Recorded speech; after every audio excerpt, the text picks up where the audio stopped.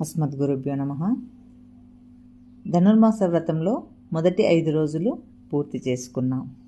మొదటి పాశురంలో ఆయన సర్వవ్యాపిగా ఉండే స్వరూపమని, నారాయణ మంత్రంలో లభిస్తాడని, వ్రతానికి కాలమాన పరిస్థితులు అనుకూలమని, రెండవ పాశురంలో మన కోసం ఈ జగత్తుని రూపకల్పన చేసి కాపాడటం కోసమని వ్యూహ రూపంలో ఉండే స్వరూపం క్షీరసాగరంలో ఉండే స్వామి పాదాన్ని పాడమని,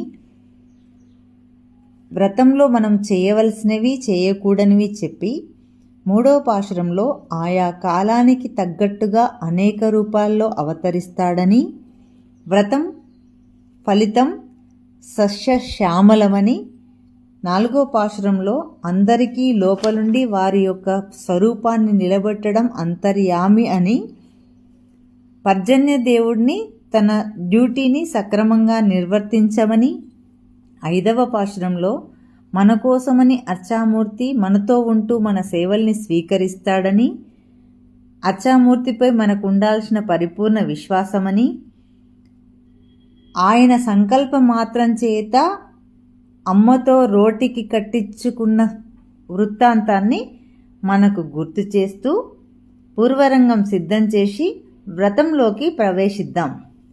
జై శ్రీమన్నారాయణ.